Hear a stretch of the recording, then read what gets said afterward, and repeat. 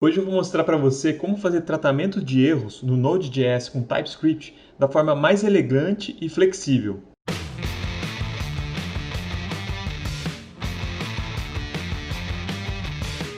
E aí galera, beleza?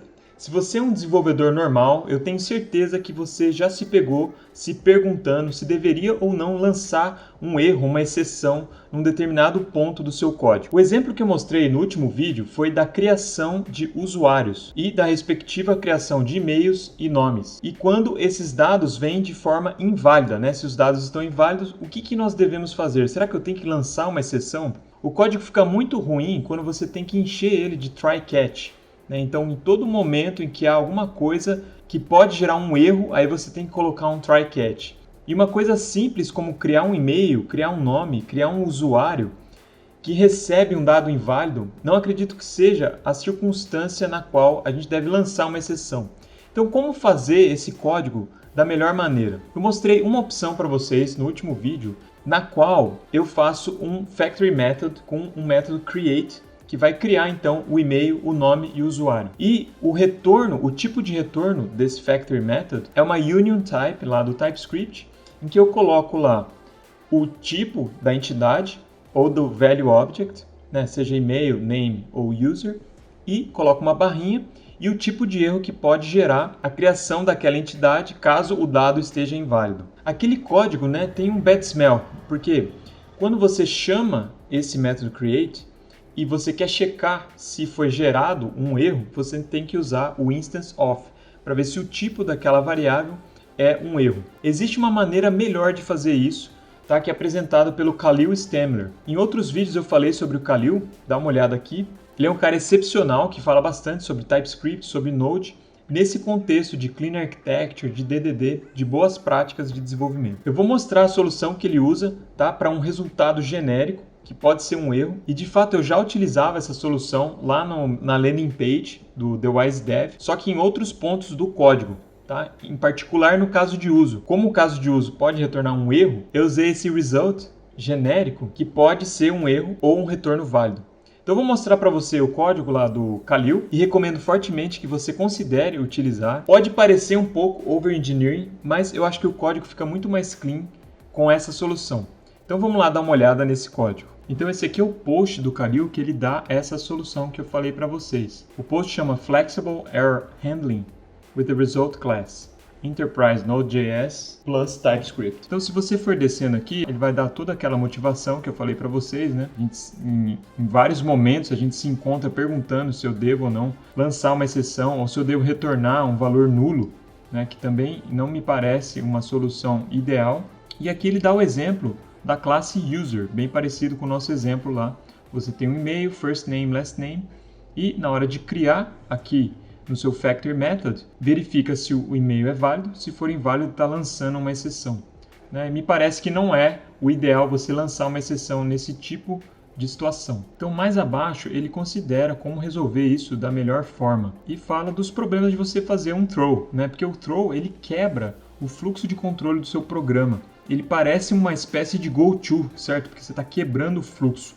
Então não é ideal aqui, num caso que não é tão excepcional, né? É fácil você ter um e-mail inválido que vem lá da interface. Então esse tipo de situação pode ser resolvida sem usar o throw, né? Sem lançar a exceção. E aqui então ele introduz essa result class, que é um tipo de resultado genérico. E esse resultado então pode ser um erro ou um resultado de sucesso. E aqui ele colocou então esses atributos, se o resultado é um sucesso, se é failure. Então nesse caso eu não vou precisar ficar perguntando qual que é o tipo do resultado. Basta eu acessar esses atributos para saber se o resultado teve sucesso ou foi uma falha. Então aqui mais para baixo, se a gente olhar aqui no getValue, né, nesse caso é quando é um sucesso, ele vai retornar o valor do objeto que foi criado. E depois ele tem alguns outros helper methods aqui. O método OK é para quando você quer retornar um retorno de sucesso, né? E nesse caso você vai retornar um valor que está OK. E tem o método fail, que é quando você quer falhar. Esse combine é quando você tem vários resultados e se algum deles for falho, né, você quer retornar essa falha. Então como é que a gente usa isso daqui no exemplo lá do usuário? Se a gente for descendo aqui embaixo, ele vai mostrar então como fazer isso.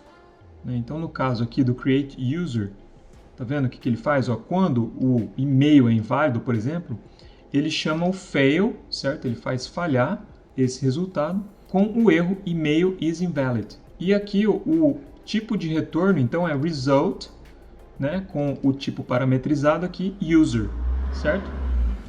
Mas, obviamente, ele pode, como esse result aqui pode ser uma falha, ele pode retornar uma falha, certo? E o fail está fazendo isso mesmo. Então, se algum dado for inválido, ele faz um fail aqui e retorna o erro. Se os dados forem inválidos, ele faz um OK aqui e retorna um novo usuário. E aqui ele mostra um controlador que poderia usar esse create do user, certo? E aí, olha, o resultado, então você vai ter uma variável, user or error, né? Porque pode ser usuário ou pode ser um erro. Esse cara é do tipo result user, que é aquela classe genérica de resultado que a gente criou.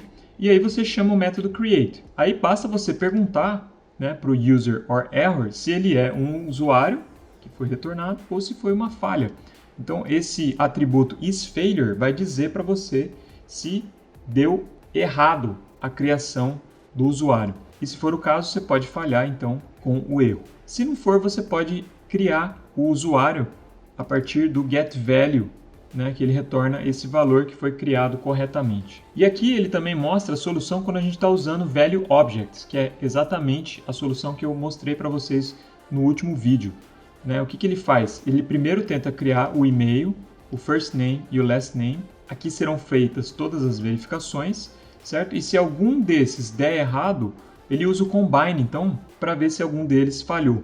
E se falhou, então o user props result vai ter uma falha, certo? Aí ele só pergunta se foi falha ou não. Se não foi falha, ele vai lá e cria o usuário com esses valores que foram corretamente criados a partir do create de cada uma das propriedades do usuário. Eu não sei vocês, mas eu achei bem elegante essa solução e fica esperto que ainda pode ficar melhor. Em um outro post, o Khalil usa uma outra solução que foi dada por um outro desenvolvedor, que é para melhorar esse result, para você poder separar os resultados que são falhos dos resultados que são sucesso. Então dá uma olhadinha. Então esse é o post do Bruno Vegreville, que fala sobre um outro tipo que é o either, que você consegue agrupar os tipos que são falhas dos tipos que são sucesso. Chama Expressive Error Handling in TypeScript and Benefits for Domain-Driven Design. Então aqui abaixo ele vai explicando toda essa questão do tratamento de erros e como fica deselegante você simplesmente lançar exceções e ter que colocar try-catch em todo o seu código. E aqui ele fala, né, o que a gente quer no nosso código, né, que pode lançar exceções, que pode dar erro.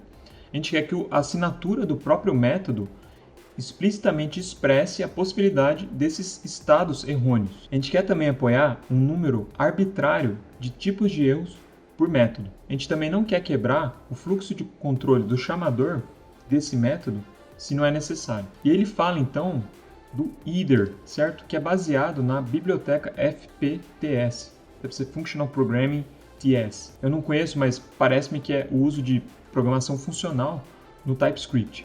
Então esse either funciona da seguinte forma: você tem erros do lado esquerdo e sucesso do lado direito. Então você agrupa os erros do lado esquerdo, que é chamado de left mesmo, e os resultados de sucesso do lado direito, que é chamado de right. E aí você tem a classe left e a classe right. E aqui abaixo ele mostra um uso desse either. Então é o mesmo caso aqui do usuário, né, que tem e-mail, first name, last name, certo? E aqui o que acontece? Na hora que você vai criar o usuário, tá? Aqui é um estilo bem funcional que ele usa o either, né, que pode ser uma falha, certo? Se você está com argumentos inválidos na criação do usuário, ou um usuário, certo? Então, do lado esquerdo, tá vendo? Tem uma falha, e do lado direito tem um usuário. Num outro post do Khalil, ele usa também esse either, né? Chama-se Functional Error Handling with Express.js and DDD. Então, se a gente for aqui mais abaixo, ele vai melhorar aquele result que ele já mostrou usando o either.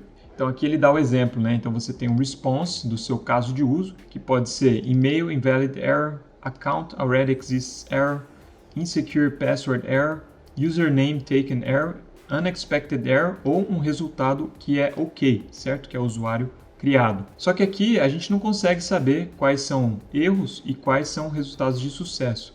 E nesse caso você pode usar então o either, que foi mostrado lá no post do Bruno Vegreville. Então aqui ele mostra o either de novo, e aqui ó, repara que ele coloca todos os erros do lado esquerdo, uma vírgula e o resultado OK. Esse é um tipo novo que ele chama de response, então vai ser a resposta do caso de uso. Então, o caso de uso recebe um request e retorna uma promise com esse tipo response. Então, o response pode ser um erro desses tipos aqui ou um resultado que é o resultado OK, que é o usuário criado. Então, na execução do caso de uso, o que ele faz aqui, ó?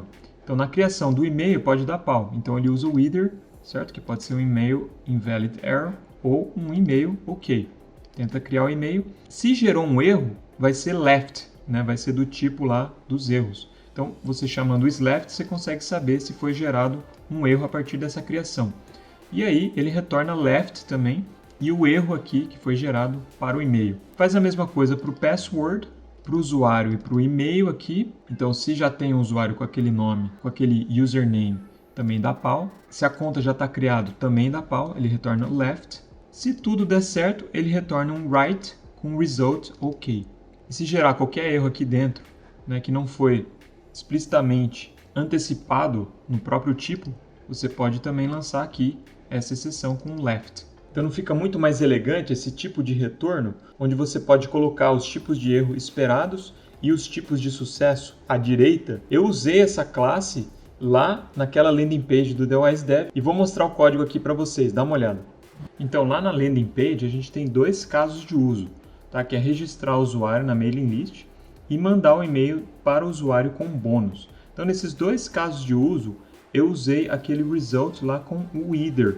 Então se vocês olharem aqui, ó, no register user on mailing list, então esse é o caso de uso que registra o usuário na mailing list. Então ele retorna uma promise com register user response. Então esse register user response está aqui. Vocês vão ver que eu estou usando o either, tá vendo? E no either, o que eu coloquei? Os dois tipos de erro que o caso de uso pode lançar, que é invalid param error e existing user error, do lado esquerdo, e os dois resultados OK do lado direito. Mesma coisa no caso de uso de envio de e-mail. Então se a gente olhar aqui, ó, o send email to user with bonus retorna uma promise com send email response. Então, se a gente olhar esse send email response, mesma coisa, eu estou usando o either com o erro do lado esquerdo, que é o mail service error, e os resultados OK do lado direito. Então, obviamente, se tivesse outros tipos de erro, eu posso colocar vírgula aqui, esses caras mais à esquerda, os erros à esquerda e os resultados OK à direita. Então, achei muito legais essas soluções. Vou colocar o link de todos esses posts aí para você dar uma olhada e sugiro que você considere realmente utilizar essas classes aí que foram propostas por esses desenvolvedores e que me parecem uma solução muito boa para fazer tratamento de erros de uma forma elegante e flexível. Então era isso, deixe seus comentários aqui, me falem o que vocês acham dessas soluções e fiquem com Deus e até o próximo vídeo.